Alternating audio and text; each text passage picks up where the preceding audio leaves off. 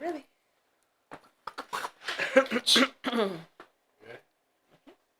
Thank you. I'm doing all the Huh? maybe I'm doing a sketch too. Maybe. You do a sketch too? Yeah, maybe. I just need help sketching. Okay. Oh, you know what you need really? Just a picture. If there's a phone where he can pull up a picture of what he wants. Yeah. Yeah. Yep. I'll go get it. That'll be everything. I have a lot of pictures of him. I have a lot of pictures of him. Of family, yeah. He goes drawing family. Neat.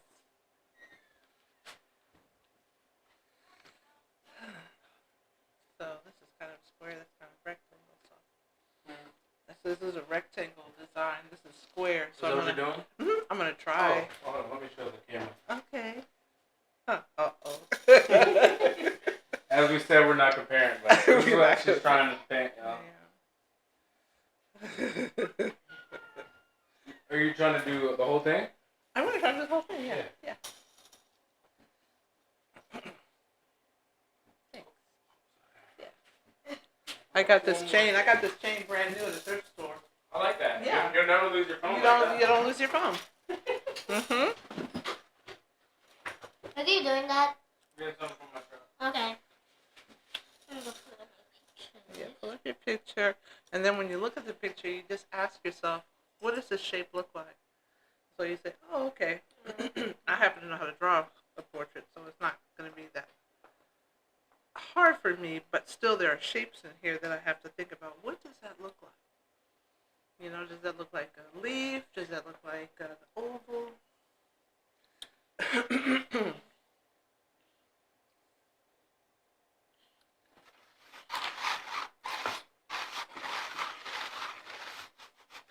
Plus, there are a lot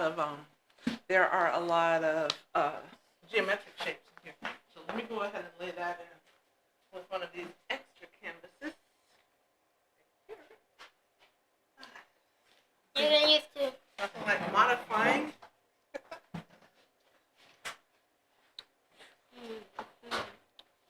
Maybe I'm gonna do a picture of my PS4. Okay. What are you gonna do? Maybe a picture of my PS4. Oh yeah. With a my- tropical house flavor. Or Lamborghini. Oh, Lamborghini? Alright. That was like the old picture of my phone. Alright, y'all, we're live from the garage. This is Fun Friday.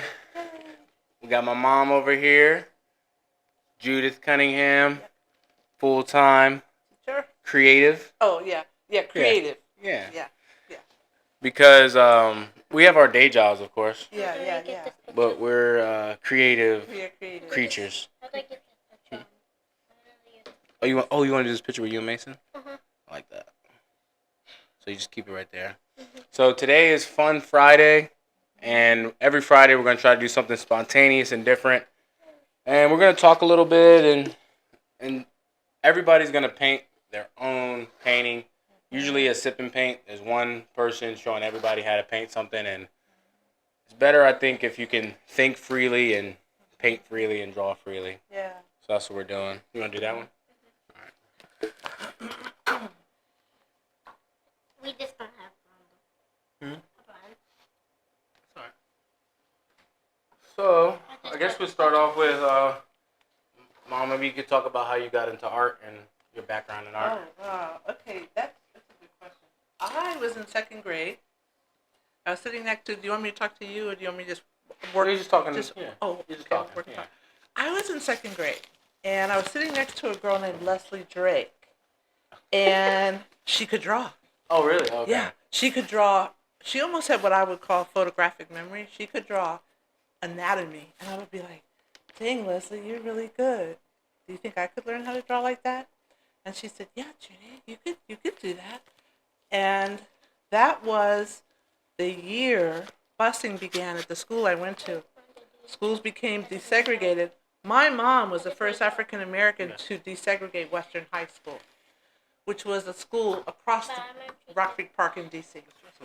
So I was allowed to go to the corresponding elementary school. I was in African American school. I was in African American school. I was an African American in a white school. And I didn't know any different. Can I mix? Race wasn't something we talked about. But in 1967, the buses started rolling. Leslie Drake was one of the last students, white, who was there. And I saw her draw. She inspired me. And I said to myself, I want to be an artist. That was the beginning. So Leslie Drake. Leslie Drake. DC school? DC school, across the park, Hardy Elementary.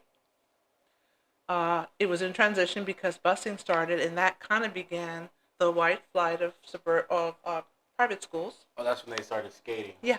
Oh. So my school became African American almost within a year. Leslie Drake was one of the last ones to leave, but I never forget her because she said, "Yeah, Judy, you can do this," and I was like, "Really?" So I believed that I could.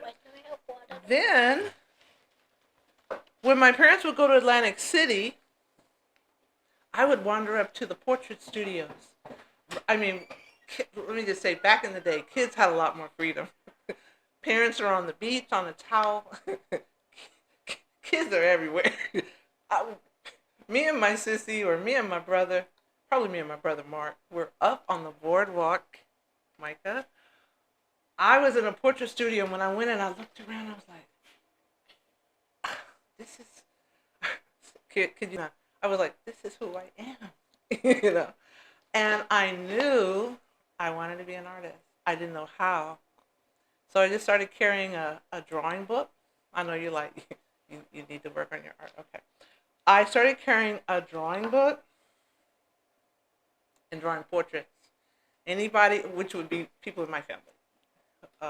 Friends of my family, like Warren Williams, if you're tuning in, I would draw him. Anybody I could, and I just developed I just knew I was an artist. So that's how it started. That's how it started. And then, what did you do when you went to college for, right?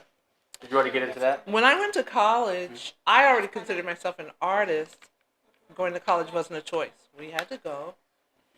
I majored in art, and I remember my mom saying, "You know, Judy, you might want to major in something that makes money instead of art." Oh, somebody told you that? My mom, Grandma, and I didn't know what she meant because I lived a comfortable middle-class life, so I didn't know what it meant not to be able to afford things. So when she said, "You want to make money?" I was like, in a sense, what does that mean? I didn't say that, but in my heart I was like, I don't know what that means. So yeah, I majored in art. I graduated Dean's List with an invitation to teach. Oh wow. Yeah.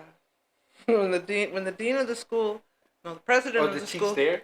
Yes, the president of the school invited me into the office after I graduated. She said, "We would like to offer you an invitation to teach." And I was like, I didn't think I was 21. Mm-hmm.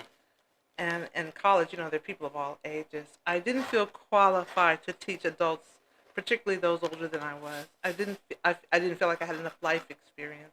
So I turned down the offer. Oh, really? Yeah, because in my heart, I had already kind of mapped it out. I said, well, I want to be a mom and I want to be a wife. And I want to be an artist, but I don't know how I can do that all at the same time. I think I better be a mom first because of the biological clock. Oh, I see, yeah. And I said, and after they're grown, I promised my parents after their kids are raised, I would become an artist. So I started Judith Art House in 2010. Oh, wow. I remember that. Yeah. Is that when you did the mural in the house, or? That's when I started painting, and I started advertising. I had gone to the Herschel Warren Gallery in D.C., and when I saw those ceiling-to-floor pieces of artwork, I said, that's what I want. I'll call my business Judith Art House. It'll be like a gallery in a house. And word of mouth, I became known as a local artist. And then I was offered an opportunity to reimagine the logo for Chancellor High School. So I created a drawing, and I was on a hydraulic lift, and I was working in Chancellor High School gym through the night over a week. Was it 1 week, or I thought it was a weekend? It took like a week. Well, it was a weekend, but then it kind of went into the week when I had to finish up Oh, okay, got And I remember how you were shy to go in the gymnasium. And then I said, I was there one day and I said, Micah, come in and see it. And when you walked in, you were like, oh, dang. Oh yeah, I remember that. I was like, I didn't know that's what you were doing here. I thought it was something I like, smaller. right. And you didn't, and what if it wasn't good? And, you had to say, oh, No, I knew it was gonna be good. really? Yeah, I knew it was gonna be good. So I just knew that you had been in there for a while. So I was like, man. yeah. I just remember that you didn't do anything but work there. Yeah. So. And you did that pro bono too. Yeah, I did it pro bono. Yeah. It was so cool several years later to see that it became the official merchandise logo of the school. Because they had Oh, you came up with that one? Yeah, I designed it. Oh, wow, I didn't know that. Yeah. That's all they use now. Yeah, I know. I know. Hold on, we need a check for that. I was on the wall at Chancellor, like, whipping that hair, like, Wow. I mean, yeah. When I checked in the Chancellor website several years later to check out something and saw my, I was mean, like, yeah, what you did? yeah, it was on everything. I was like, now, see?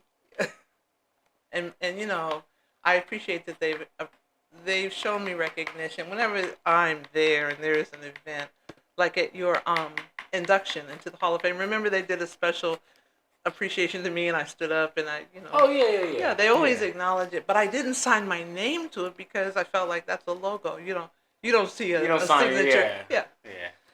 Well, So, the yeah. other logos in there, they sign their name, but those are students at the school, so that makes sense. Yeah, I get that. But when you look at the Redskins logo, you look at any logo, you don't see the artist's signature. That's true, yeah. So I said, let me try to keep it official. But yeah, that's kind of and I did private work. I checked the box after 5 years because it was taking like a month to recuperate because it was very grueling work. I thought I'd be painting till I was 90, but after 5 years, I was like, dang, I think I better go out on top. Yeah. Well, And I'm glad I did. What's that? I retired from mural painting or art after 5 years because it was taking me a while to recuperate. And it was taking me a while to recuperate. Here's what I have. All right, you gotta start somewhere. That's right. So that can kind of tell people what you're doing because you're a professional. Yeah. So it looks like you're squaring everything off. I'm just squaring everything off. Just to kind of get my GPS of it, where I'm going, how I'm gonna do it. So that actually plays into life. Actually, I think Yeah, I think it does. kind of like mapping out your life a little bit. I You map out a agree. drawing, like Yeah. right. Yeah, I agree so much. I like what you're doing. I like that. That looks good. Oh yeah, I'm just doing the NF logo. That looks really good. All right, so it's Friday. Oh man, it's Christmas time. So this is I actually my know. favorite time of year. Oh yeah. So we used to go to one person's house every year for like 10 years, Yeah. and then For which a video was made and a song, Christmas Eve video. Oh yeah. I mean, yeah, Christmas Eve what? Party. Christmas Mhm. Eve party by John Michael Music. Yeah. Oh yeah. Yeah. He made that based off Yeah. Aunt Diane. Shout out Aunt Diane for always hosting the Christmas party. Yeah. But what's something that you like about Christmas time? I love the season. I love the music. I love the lights. We didn't have a lot of money, as you know, growing, as a family. So it was never about buying a lot of things. Yeah, that's the one thing I like because I think now growing up like that, when I tell people I like the season and then I tell them I don't give gifts, Yeah. they're like, I don't get it. Right? They're like, no, this is only about gifts. Right? So this is just I think a joyful time. It's a joyful time. I used to play like Christmas music in the house, and what made it Christmas was the music and the lights and That's the what I think. Yeah. Yeah, the music is really always what did it for me. Mhm.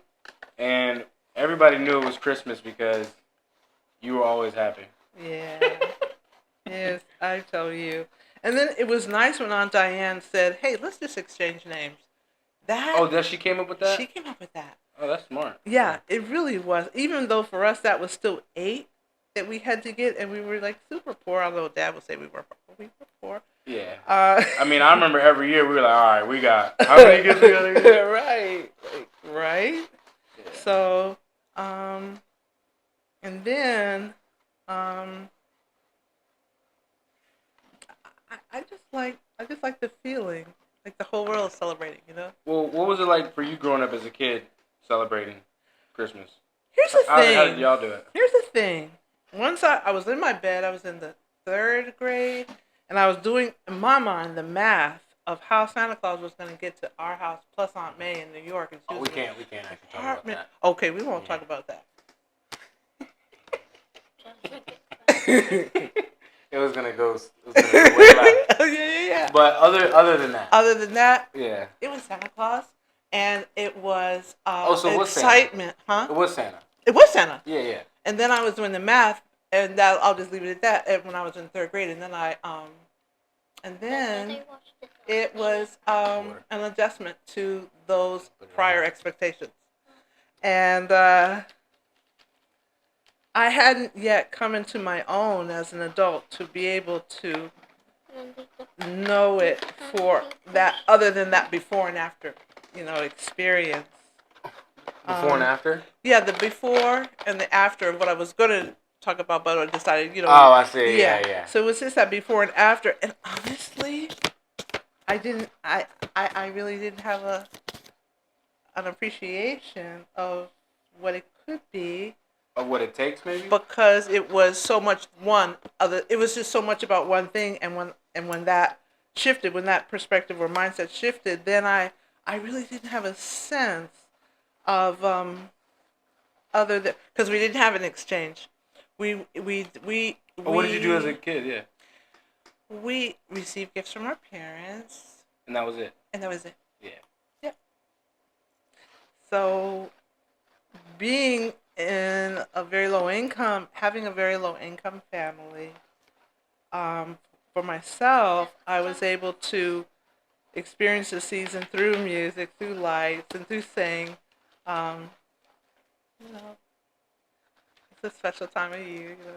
Yeah. So yeah. Oh, basically, when you got older, you could kind of look back and say, all right, what is this really about? What I learned wasn't maybe like reality or something. Yeah, what's reality if like your parents make it that reality? Yeah, pretty much. Can I be 100? Yeah. Holidays were in my household growing up a little bit tense because emotions are high, expectations are high, and sometimes the relationships were strained. So oftentimes there was a happiness, but also bracing for where there might be some emotional highs and lows, higher than high or lower than low, that are because of the season. So it was something that I looked forward to. But you knew it was going to come with something. But you know it's going to come with something. Yes. So I just hope for the best. And great God's grace, we made it through each holiday. And but it never stopped being Christmas. There was just something about Christmas that it brings tension, I think. It does. I remember thinking, well, no. You know what? I'll just say it brings tension. And it brings tension. And then you grow up, and as you grow up, you begin to have a perspective broader than yourself, being tuned into WWIFM, what's in it for me. And once, as I was able to outgrow the self-centered mindset, I was able to appreciate the world of what it is. And how different cultures celebrate it. And when I had a young family, I would put on Little Women and Anne of Green Gables. I was just about to get into that because I told Shaniqua like a couple years ago. She said, "What do you want to watch?" I was like, "I don't want to watch Little Women." I don't know what it is, but I just like watching it. Yeah. Because my brain is so used to seeing it on. Yeah. So I'm just like, nah. I think it's time for Little Women or Anne of Green Gables, which is I think that's one of my favorite movies. Honestly, it's a really. Yeah. Well, what is it? I thought it was Anne of something else too. Yeah, Anne of Avonlea is part 2, but it's the true story of a writer. She had written a lot of. She was a writer. Yeah, she had written a lot of fictional stories. It had a little bit of success, but when she wrote her family story, it became the classic of Anne of Green Gables. Oh wow! Oh, her family. Same with Little Women. That was a woman who loved to write fiction, and when she wrote her own story, it became a classic. Little Women was about her family growing up. About her family growing up. Yeah. I was like, oh wow. How much do you think of it was true, or do you think they? Well, true story. The framework was true, but of course they have to build in a fictitious narrative when they're in the room talking. When Yeah, all they're building a that. fictitious narrative, but the bones of it were true. And I just loved playing that. I love playing, as you know, over and over. You know, I would just play it over and over, and it would just kind of set the tone. Yeah, I remember growing up, I would be like, "Hey, you're not even watching. I this. know. Can we turn it off now?" As a matter of fact, I never really sat and watched anything, but I can hear it. I know I would be listening, and that got it for me. That got it for me, and I guess that's why I listened over and over. Yeah, Yeah, because you weren't watching. because I wasn't watching Yeah. it. Yeah, All right, so Little Women or Anne of Green Gables? yeah, No, which one's better? honestly, Dad can tell you, I had on Little Women when I was decorating the other day. All right. And I'll do that. I always did Anne of Green Gables on Christmas Day. So that was how I kind of kept it straight in my head, like Little Women, and It's a Wonderful Life. That's what I was thinking about too. Yeah. That one I didn't really get till I was older. Really? 'Cause it was older. Yeah, but I mean, everything about It it was- was you had to understand what was going on. you did, for sure.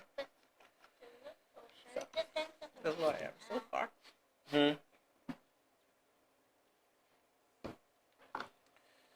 So, Christmas time. Christmas time. I've been listening to Charlie Brown? yeah. Huh. I have that CD, Charlie and I've been Brown. playing it in the car. I know Charlie Brown. You do? Yeah. What do you know about I Charlie got. Brown? Oh yeah. What were you gonna say? No. Who, me? Yeah, I thought you were saying something. Oh no, I was gonna say I've been playing that just recently, and I know you like the Paul McCartney song. Oh yeah, Simply Having. That's my Yeah. favorite Uh-huh. Christmas song. Yeah. Did you play that? I did. Okay. Once. No, you know what? I did. But when I found it was your favorite, then I really, really liked it. You know, because it would come on the radio. I would listen to the Christmas season on whatever the local station is that plays it, right? Yeah. Whenever it would come up, I'd be like, yeah, that's a nice song. But when you said it was your favorite, I was like, I always like kind of zeroed in on it. Like, that's my good song. Well, that like really reminds me of Christmas. Like just simply having a Yes. wonderful Yeah. Christmas time. Yeah. Cloud. I love to sing along with it. I can really sing when I sing along with Me them. too. Yeah. Yeah. When I hear somebody else's voice, I just think I'm sounding like them. Yeah, exactly. Or I think I'm good at blending my voice with somebody else's. Me too. I sound much better when I'm singing with someone who can sing really well.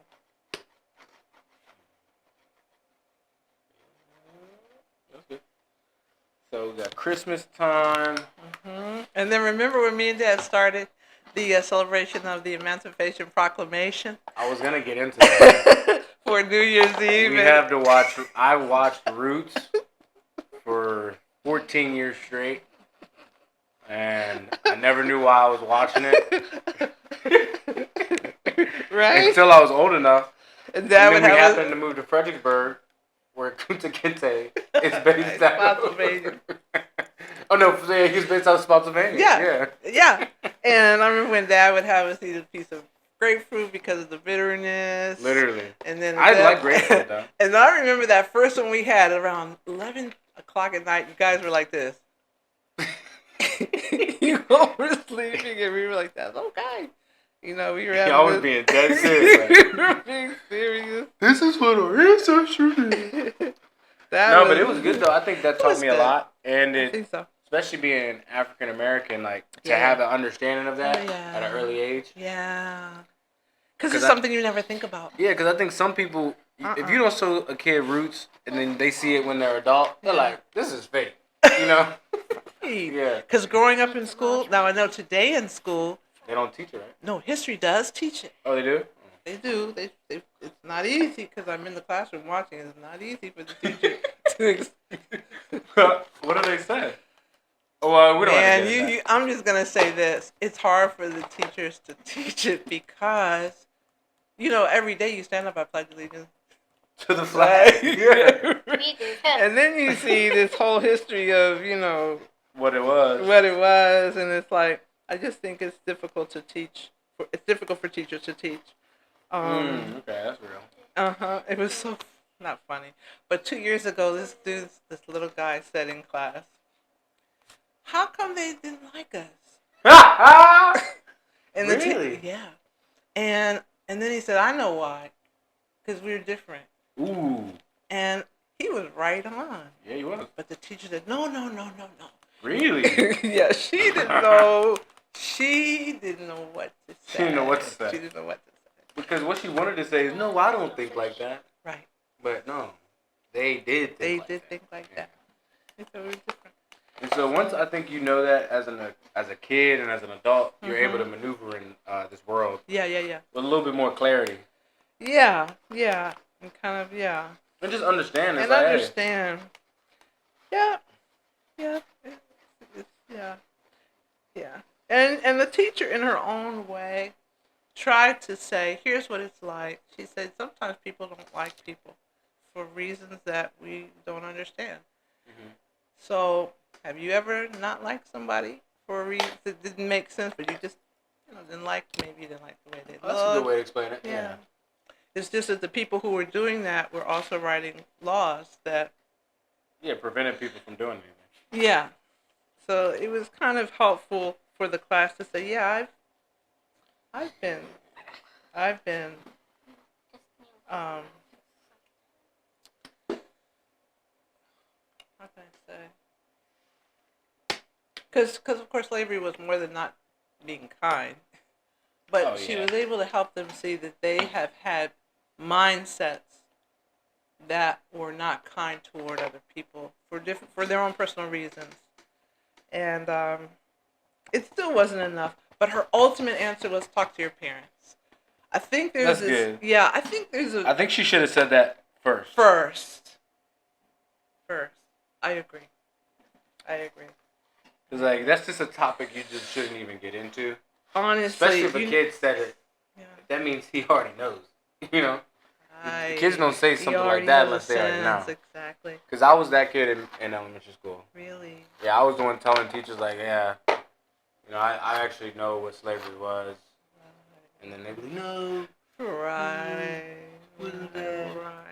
And it's possible to understand a painful past and still have a sense of honor and respect for the present and the future. It's possible. Oh yeah. And I think the fear is if we teach them the real, we're going to train a whole generation of radicals who are going to know. Well, that's what anybody is scared of. Right. When you treat people wrong for so long, Right. you Exactly. will always be scared of You that. will always be scared. You'll always be exactly. Exactly. When you exactly. know you've done somebody wrong, That's you will right. forever be You scared will that they're going to do you wrong. You will, of course. Of course. And even Jefferson said it. He said, I tremble for this country when I recall that God is just. Oh wow. So yeah. Yeah. But I think, honestly, if you Even ask though me, Jefferson had his fair share amount. for sure. Honestly, I feel like the African American has been an incredible, stellar asset. And That's the only thing it is. we have been, in general, peaceable, adaptable, Oh, yeah. not radical. No, well, we've been everything but that, but you gotta paint a picture Right. when you're trying to. And that's the create part an that's image. hard. I remember when Snoop Dogg said it's hard to watch slavery movies because it triggers something in me I don't want to be. I don't want that to be awakened in me. I'd rather. And so there's that balance of not everybody can handle the same kinds of emotional imagery, and you don't know who they are. Yeah. And so it's quite a task to think about designing an educational system that allows students to understand the flaws of their founding fathers without becoming so radicalized that they want to. Guess what? But You can't call them founding fathers. I know. You can't call somebody a founding father. I know. And show them what they did. If you honestly were to be honest, like, okay, did you know that founding fathers knew that their slaves were being branded? So were they really founding? That's the thing. Yeah, it's not a. I know. No. I think it's a colloquial. Yeah. Yeah. And I guess when you think about it, these are people that took great risks to leave Great Britain. So these were not, Well, yeah, they felt You like know. they were being prosecuted and felt like they were being treated the wrong way. But they turned around and treated people even worse. right. Well, you know what they wanted to end? They wanted to end power through, what do they call it? When family inherit power. What is it called? Family. When somebody passes down power from father to son, son to son, what's it called? Because sometimes jobs won't let you work in a place where your dad worked, or they won't let you hire your son. It's called, what's that word? I know you guys are thinking about. What's that word? Yeah. What's that word? Oh, well, you can't hire your. Well, where if you're in a corporation and you're hiring all your relatives, Yeah. there's a word for that. Yeah, no, there is a word. Oh, man, dang, what is Oh, that? what's that I'm word? blanking right I know now. you guys are saying it. Yeah. Wait a minute. You guys know what we're talking about, Yeah. though. So the founding, well, Is it? the planners of what? I was gonna say nepotism. but that's Nepotism. wrong. It's It is? nepotism, yeah. Yeah. So what they didn't like was the idea that power passed down not through merit but through bloodline. So they were like, we want a land of the free. But free for them to be able to enter into power without a Right. bloodline. Just meant like we don't want to get rid. We want to get rid of that. We want to get rid of that. Yeah. And they established a planter class. They did not intend for everybody to be voting. They intended to run this country themselves Exactly. Without Britain. Only. without Britain. Yeah. But the writing of the Constitution and the Declaration of Independence gave the connotation that this is for all people, and that's where the debate and they did something brilliant. They said, hey, rather than having a revolution, let's just make it free to say whatever you want, freedom of speech, because people would start revolutions over words. All day. Right. Yeah. All day. So they're like, let's So you make say that whatever you legal. want, Yeah, yeah. say whatever you want. We still gonna keep, Everything's always based on action. I think. Yeah. Like you can, even though people's feelings get hurt over words. Mm-hmm. Everything at the end of the day is always going to go back to the action. Mm-hmm. Mm-hmm. So they were like, let's have freedom of speech. Then we don't have to have a revolution just because we don't agree. Right. And but then when they introduced little by little the Africans into the Americas as slave labor, and then the United States had a revolution from Britain saying you treat us like we're slaves. Then the slaves began to say, well, hey, we're slaves. We should be free too. Yeah. And according to the Constitution, they won that argument ultimately in the Civil War. But I got a question. What? This is a conspiracy. What's that? Do you think slaves really got all the slaves came over on boats, or do you think a lot of them were already here? You know what? I never think about stuff like that. Really? I don't. Well, I don't think about it. So When I I'm don't talking know. about it. Yeah. I just know that the transatlantic slave trade fueled the shipping corporations of the North. What were they building ships for? Say that again. The transatlantic slave trade is what fueled the shipping industry of the North. Everything was tied to it. Oh, so they were making the ships. I see. Yeah. Yeah, everybody was profiting, but at a certain point, the North said, "We're not going to have slaves anymore." But for the South, I mean, that was the bedrock of their economy. And What was the bedrock of the nation? slavery. Yeah, even though the North was like, we're not going to do it anymore, Yeah. they knew that they needed it down there. Yeah, they did. And then the question came, well, if they're free, does that mean that we're equal? And these people have been, remember, considered 3/5 human. Not even human. 3/5 human. And maybe one more. In order to facilitate Because I'm their making narrative, a man 3/5 human. So that's when side-by-side living became out of the question. So it's just, I feel, I tremble for our country, and I'm thankful we've been at peace for so long. I don't see African Americans rising up because, in my mind, we've never had it so good, even though there's still divisions, but we live in a relatively peaceful state. I'm not sure why people talk about race wars. Well, that's because everybody knows that we've been so peaceful. Yes. That's the thing, though. Right.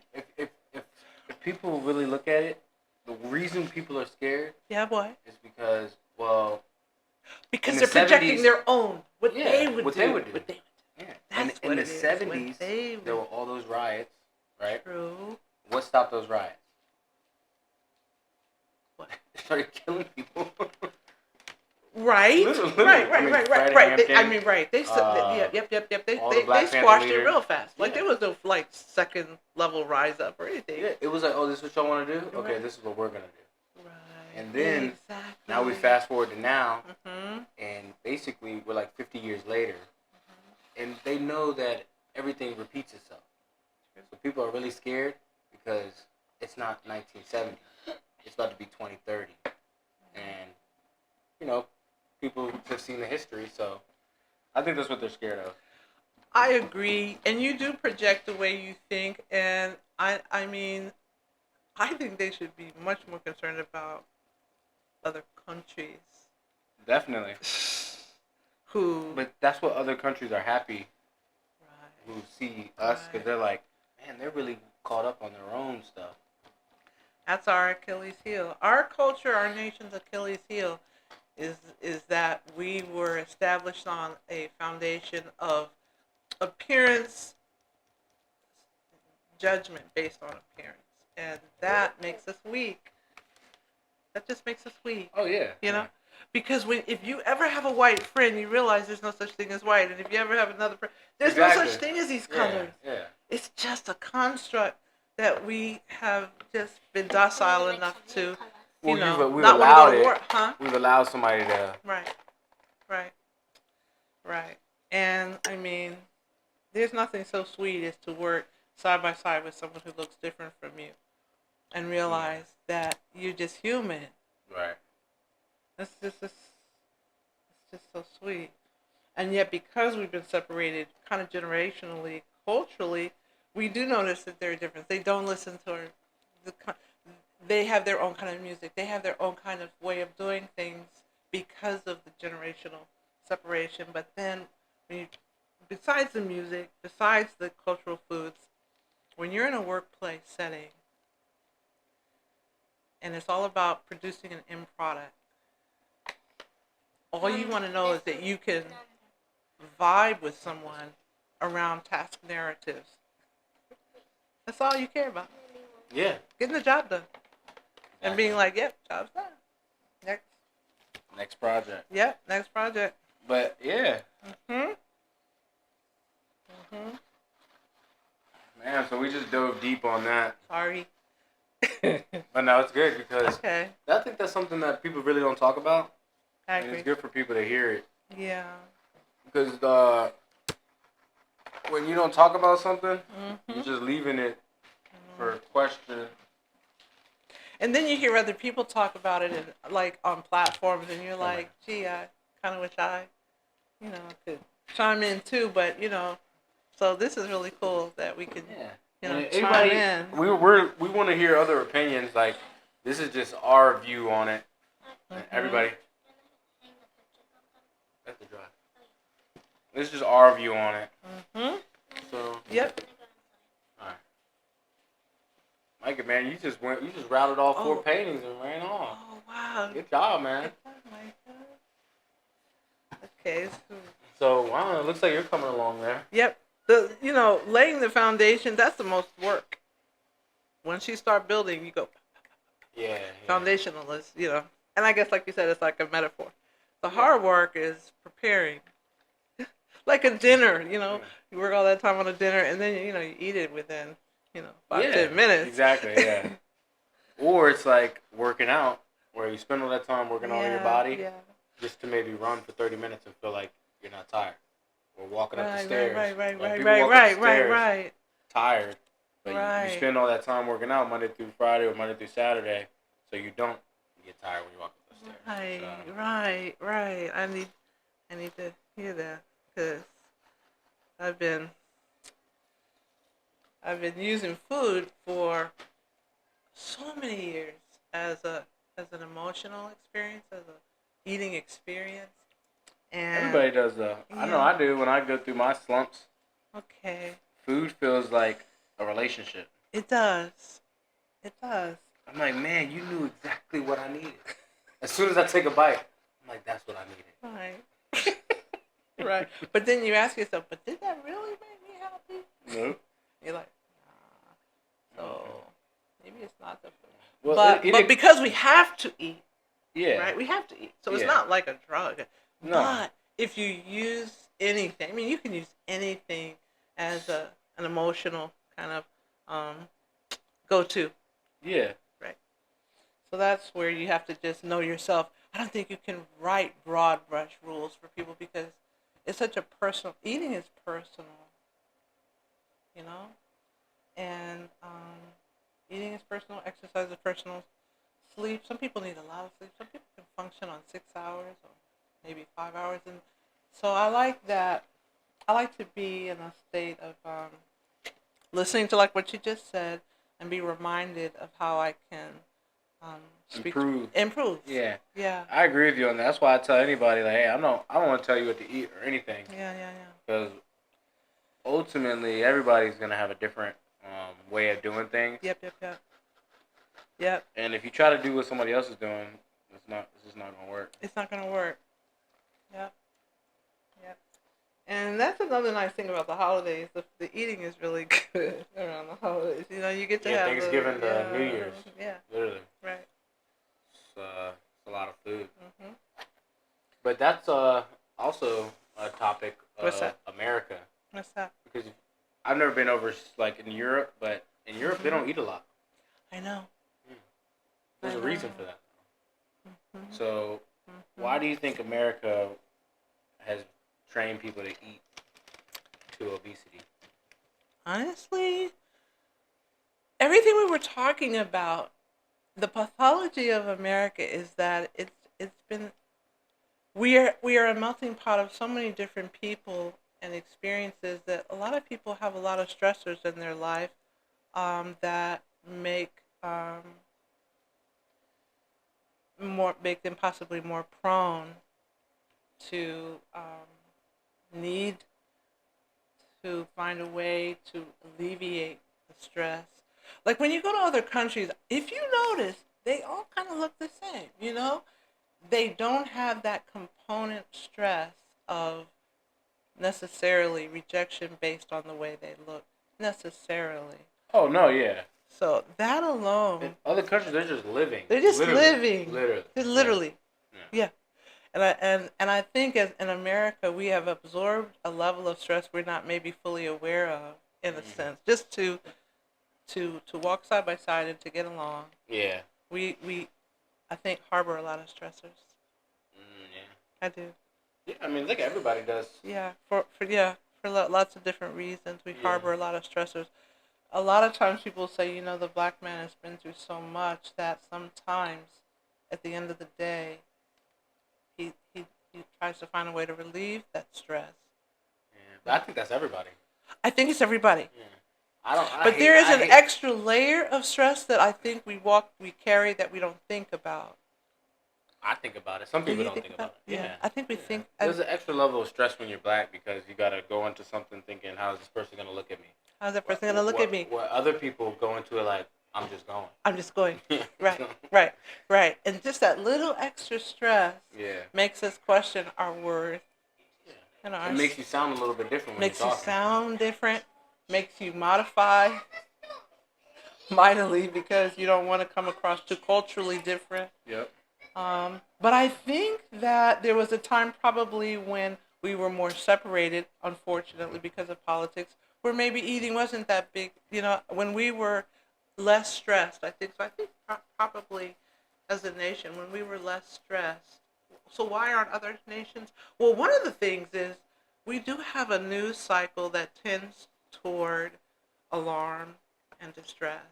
And there's that sense of, oh no, you know. Yeah. And like this may be. Right. Yeah. Other cultures don't have that as much. And other cultures have generational continuity.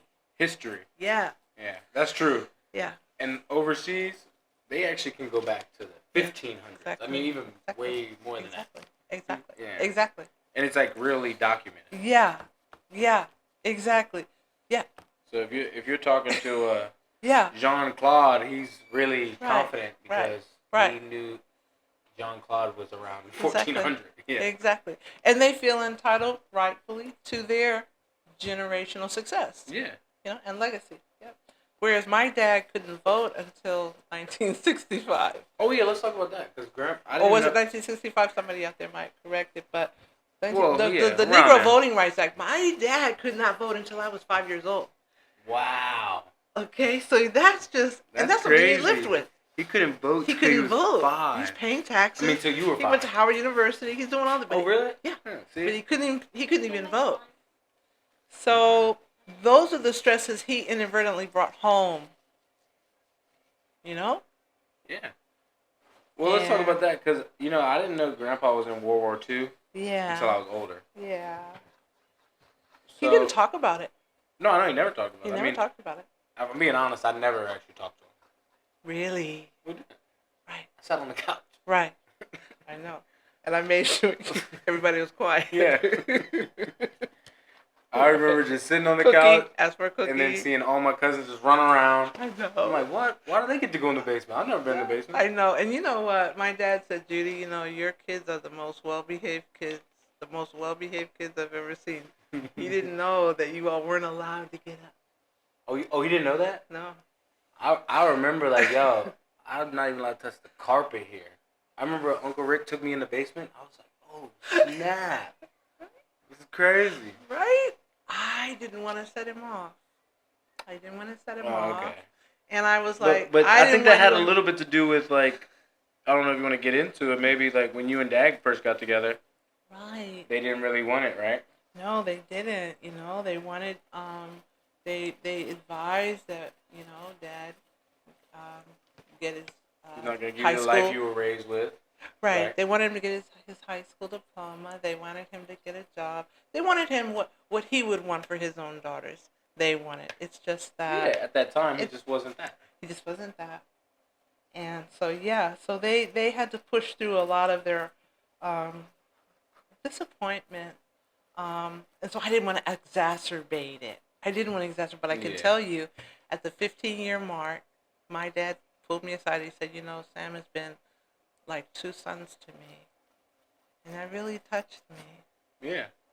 So He said that. He came to you and said that. He Yeah. said, Sam has been like two sons to me. I Wow. was like, wow. Took 15 years. And Dad was see- always consistent. Yeah. He was always consistent. That's the one thing I think he's given to all of us is consistency. Yeah. Like no matter what's going on, Right. you're gonna know we're producing whatever it Yeah. is we said we were gonna do. Yeah. Yeah.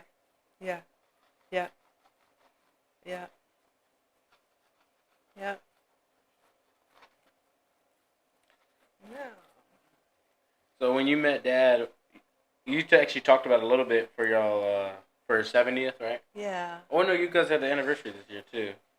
Or every Um, year. But Yeah. when did you talk about that? Was that for his birthday? That was for his birthday. Oh, okay, yeah. Yeah. So y'all met in DC? I was coming out of Lipman's art store, and he was walking in. And he stopped me in the door. And at that time, he was a street missionary. He said, did you know Jesus loves you? And I said yes, because I was he was trying to save face. That's not something I was Of thinking course about. I know that, yeah. Right. So I said, yeah. That was it. I just remember thinking, gosh, he's cute. I'm thinking he's cute. He's talking about my soul, and I'm looking at him, physically. And I said, Yeah. oh, dang, where's my head? Where's my mind? But then I saw him on a metro bus. He was preaching to the whole bus, and I said, I know that guy. I remember that guy. Oh, really? Yeah. Oh, you saw him another time? Another time. Oh, wow. Oh, just in the city? In the Yeah. city, yeah. And I said, I know him. So I went in the back, and he was talking to everybody who were kind of looking out their windows. He was just talking in general.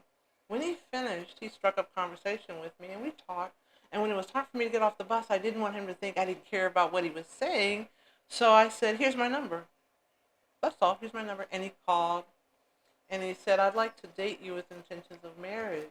And I was like, whoa. You know, who says that? Yeah.